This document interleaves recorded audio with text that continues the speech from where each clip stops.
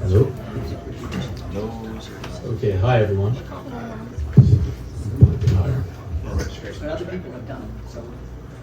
Alright, so question before I get started. Who here has heard about the recent lawsuit that USC got hit with a few weeks ago? Raise your hands if you did. Not that many, so this is very concentrated in the sync world. So for those of you who don't know, USC, the university out in LA, they got hit with a lawsuit a few weeks ago for copyright violations for using music without permission on Instagram. And the problem with that is that each individual video represents a fine of 150 grand. So they got dinged for 280 videos, which puts them in the red at about $42 million for some napkin math there. They're not the only ones. 14 NBA teams got hit with the same thing. The Marriott as well, they had 900 videos, so that looked at 140 million. Chili's, Johnson & Johnson, like you name the industry, there's a company that got sued for using music without permission on Instagram and TikTok. And in 2025, that's a major problem because every company out there in the world has a TikTok, has an Instagram account, and they're all posting content. And what makes those platforms unique compared to, let's say, YouTube or Facebook in the past is that structurally within the apps, sound really matters. And songs are the most important component of the content that people post on these apps. And everyone recognizes because of that the fact that TikTok songs exist. But it doesn't make sense for brands that are posting content all the time that they don't have access to these songs in the way that we do on our personal accounts. And that's where CIPHER exists. That's the problem that we're solving, and that's the role that we want to play within the music industry overall. And so we audaciously market ourselves as the only legal source of trending sounds, because as a brand, your alternatives right now are either the commercial music libraries on these platforms like TikTok and Instagram, where the selection obviously is not amazing. Same with Epidemic Sounds or Artlist or any of those library music companies, which, as good as those companies are, it's not the music that actually drives performance on TikTok. It's not what people use and what people want to hear. And we basically fill that gap where we give people access to mainstream music and trending music that really drives content. And we'll show you why. So here on our site, we show a ton of examples of brands and UGC creators that are actually using songs that we're selling. Let me give you the chance to license it now straight away. Burke will demo the platform a little bit more, but I want to show you why real music specifically matters and the power that we as an industry actually have in this equation, unlike before. And that's the fact that brands can measure their engagement much more on social media than they could on a TV spot or, let's say, on a billboard. And you can see that quantitatively here, where songs that are real, that are not royalty-free, that can get picked up by algorithms, they'll get 10 times, even 100 times more engagement than other posts on social media. And so we as a music industry ultimately hold the keys to a lot of marketers' success. And this applies for travel brands across the world, CBS News that have used mainstream music before, the type of boost in engagement they get compared to other places. And there's a reason for that. And I keep harping on the fact that it's real music and not royalty free because of the structural component of these apps. So let's say you use something like Epidemic Sounds or a stock music company.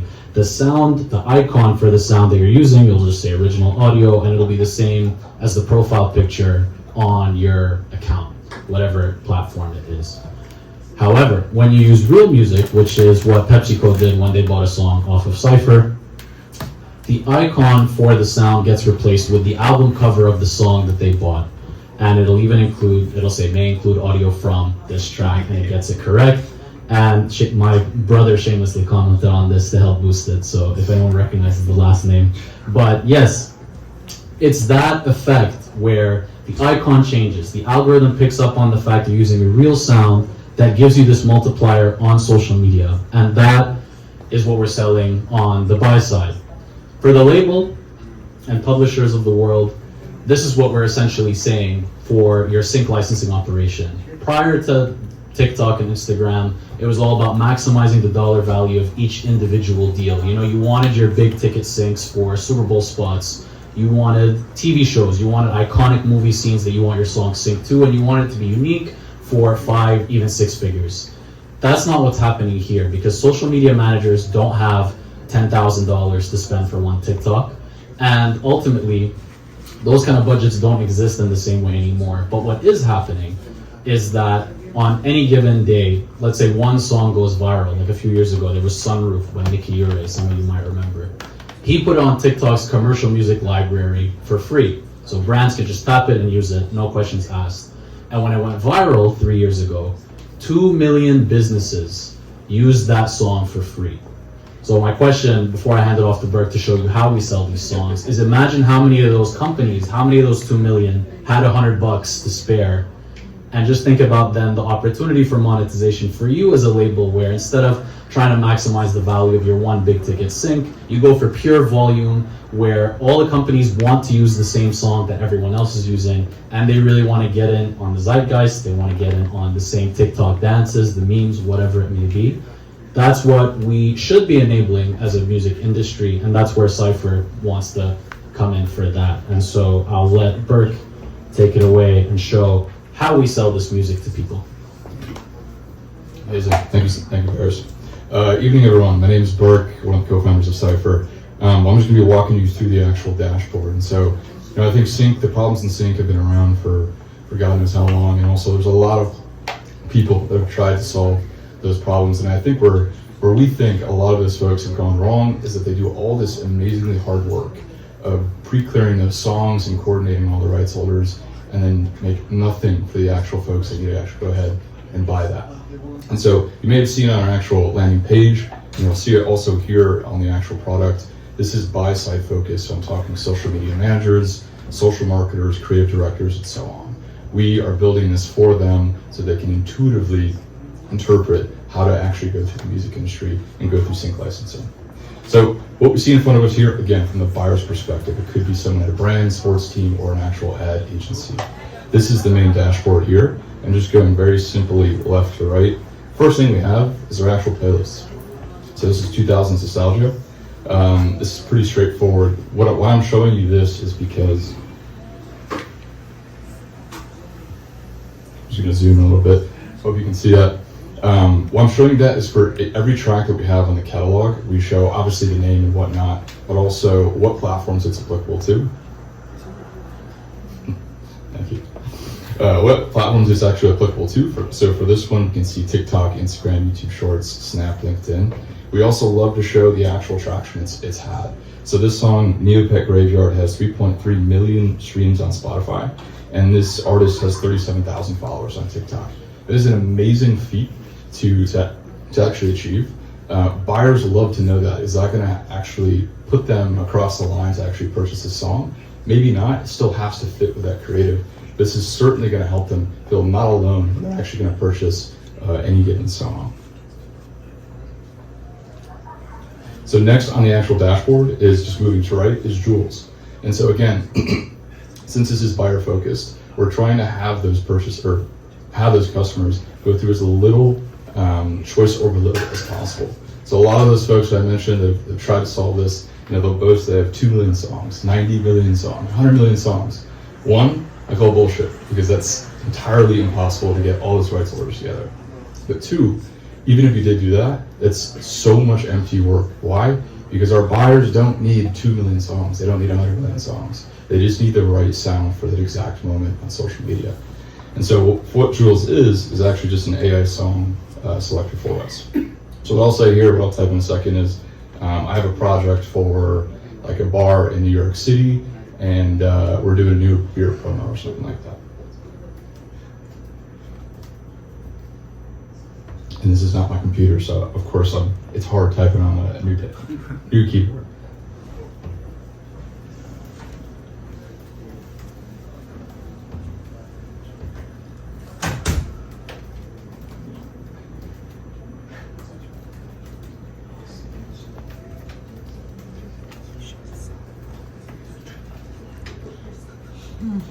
Amazing. So what Jules is going to do is scour our entire catalog, look at the basic metadata that we give, as well as actual humanistic descriptions of the song that we provide. And so, like any other GPT you have, you can bully Jules if you want, say this is stupid, I want 10 more. Or you can just completely change your brief and continue talking and help them, or have Jules help you find the song that fits your project. Again, just purely to help with choice overload. On the right-hand side, you saw this on the landing page. We love to show proof in the pudding. So this is saying, what other accounts are actually using these videos? Is it UGC? Fantastic. Is there a trend that's being the basis of this? Is it another corporate account? Fantastic. Why are they using this? What's the common thread? On the left-hand side, what we have is just more music. You can view your actual our entire catalog. We also have a document section so that any past purchases you have, you can see all of your actual receipts, the song files, and your sync contracts. We also have client management. So we have a few agencies being onboarded on CIPHER. That is a fantastic relationship because it's one company representing so many clients.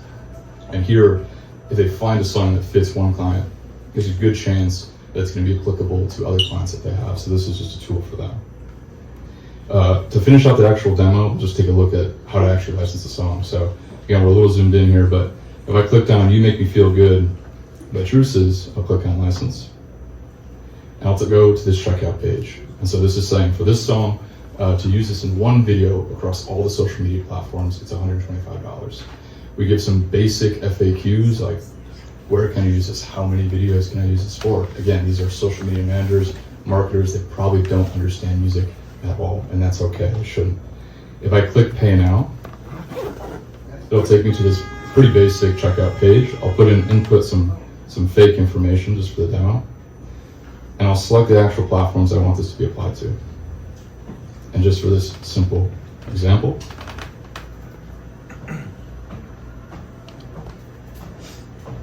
I'll just do TikTok and Instagram.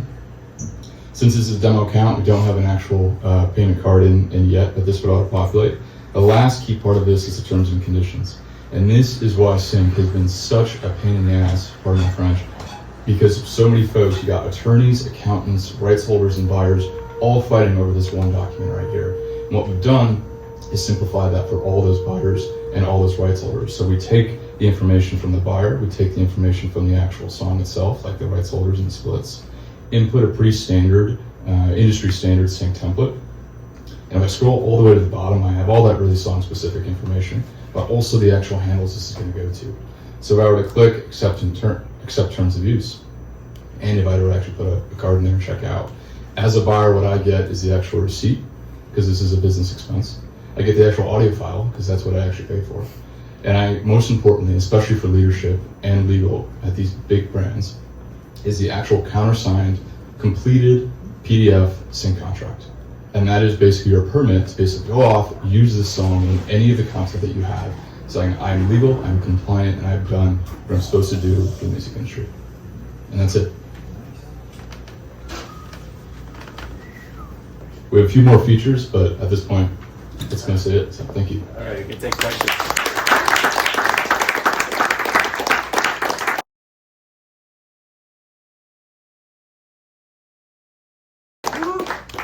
Any questions about what you guys just saw? Yes. Yeah, it's great. I really enjoyed the demo. The detail that you have of the Spotify listens and the TikTok trend, the TikTok, I guess, impressions or whatever. Any thought to include trending detail there as well, if you have kind of the trending thing happening on the other side of the page? Yes. So in this example where sometimes we can't do that when there's not necessarily a ton of uses yet, and that's why we market the Spotify stuff. But in the case where there's actual uses behind it, that's when we pinpoint on the checkout page where trends are, where there's like a See Insights section. You can click on that, and then you see even more examples for that track specifically. Sure. Cool. Yes, in the back. Sorry, I'm dumb. I missed the part. Have you negotiated these terms with all of the artists and the labels that have this? So that's the way this runs smoothly, is every song in here is pre-cleared before it even gets on the platform. So we negotiate with the label and publisher on the price, so that way when we get the splits information all in advance, so that way if I'm Pepsi, to go off the example I was using before, I'm not negotiating with the label 17 different writers and a publisher on top of that. I just see the song, I like it, I buy it, and that's it. And so So you're both curator, a broker, and a facilitator. Exactly. Yes. Yes. Is there an option for the bands or whatever artist is signing up to the platform to opt out of certain companies? So say I don't want PepsiCo to use my song because they might support something that I would support. Do I Right. have the option to do that? So the question for those who couldn't hear, are there opt-out options for artists? Yes. So as part of the onboarding for all artists, we have categories of industries is how we overall classify it. So typical things, political stuff, firearms, pharmaceuticals, the usual stuff that artists don't like, all those are categories that you can choose to opt out of. And then if something falls through the cracks because, for example, doesn't neatly fit under the category that we're talking about, we still reserve the right to issue takedowns at that point, and that would be covered on all sides. Yes. For some genres, your opt-out list is the opt-in list. Firearms, politics, they all they want to do. No. Yes. My question is similar though. And you don't have to say this publicly, but I'm curious. As you're negotiating with labels and artists and all this, are they feeling like this is a down market play? Because I'm looking at the prices and stuff, and Of course. and so are they sort of offering catalogs that they feel like wouldn't make it somewhere else, and they're hoping for a win? Or, as you were saying before, I think the sort of the mass approach, like, hey, if we can get 2 million businesses on Right. this, right?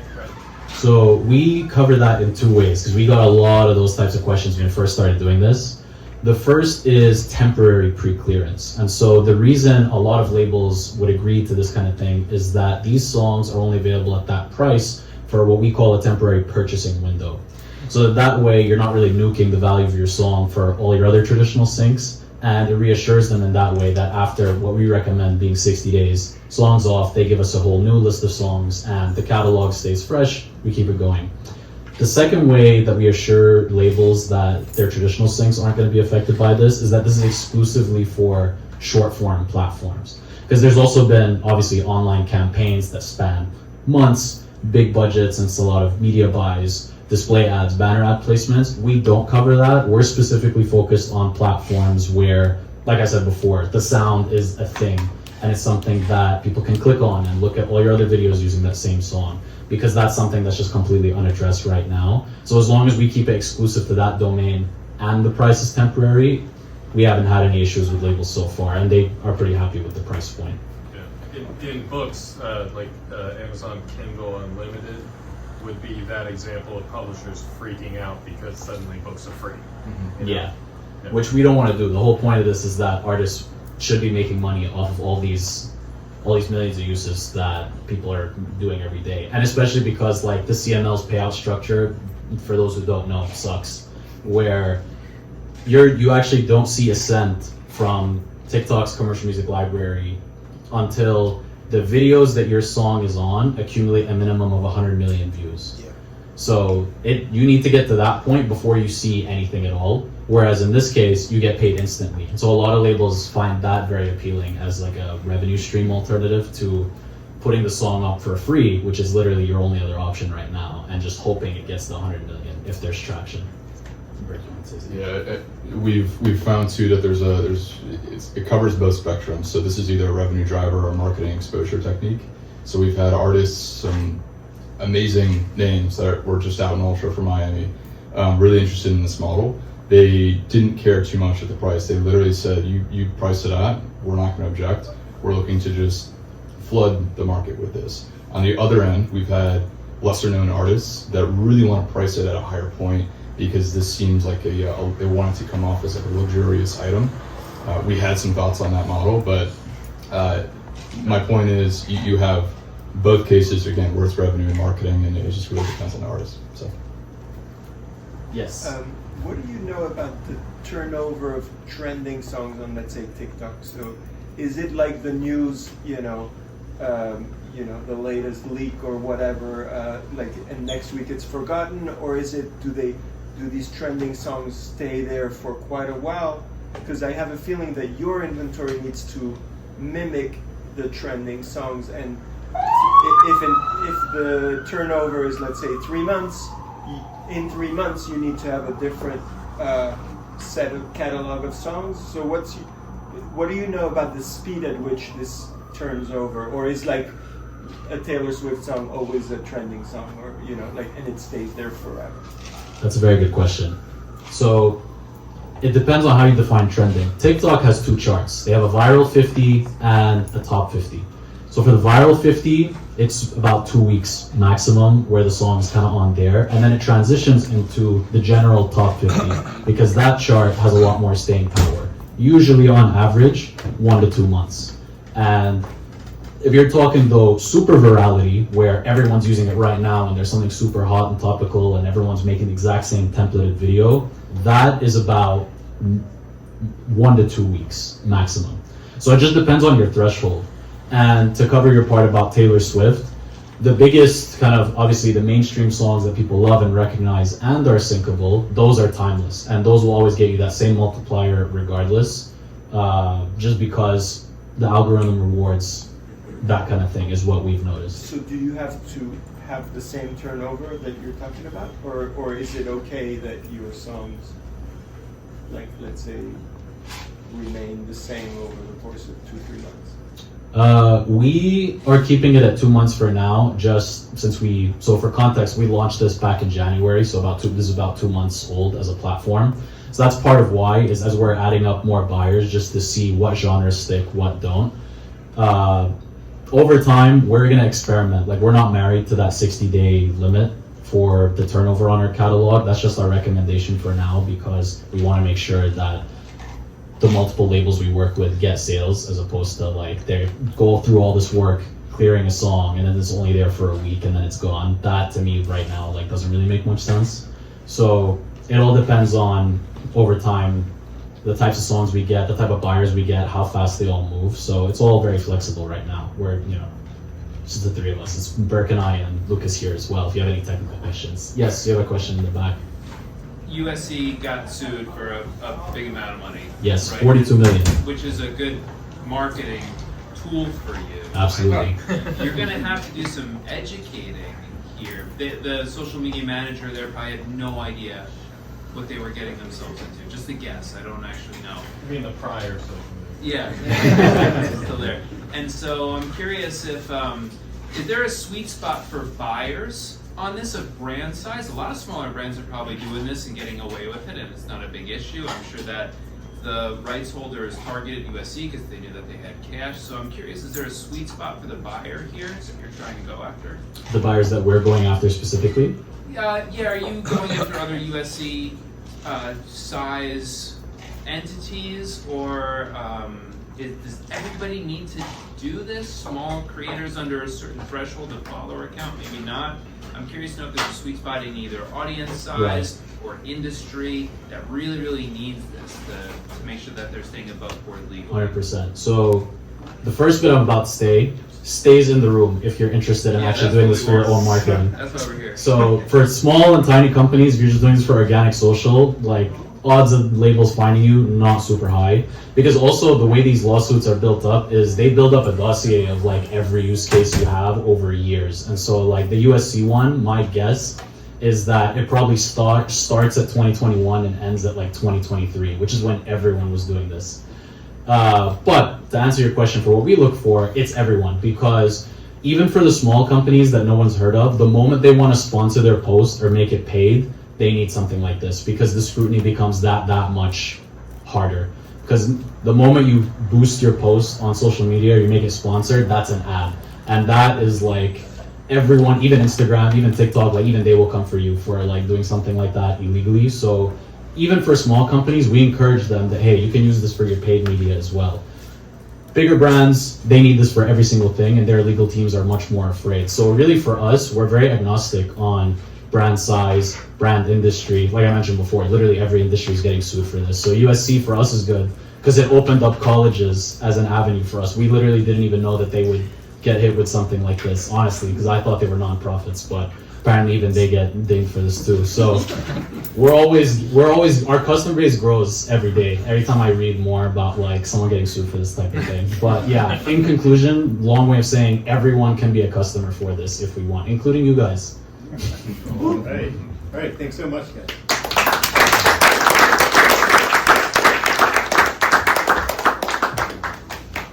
Awesome, great demos, everyone. Thanks so much for our presenters and for all of you coming. Is there anyone that just wants to stand up today? Does anyone have any announcements they need to make, they'd like to make? No? Okay. Yeah, so thank you DistroKid, thank you Rock, Paper, Scissors, thank you Baker Falls. Thank you, Seth. Thank you, Seth. Yeah, let's hang out, have a drink.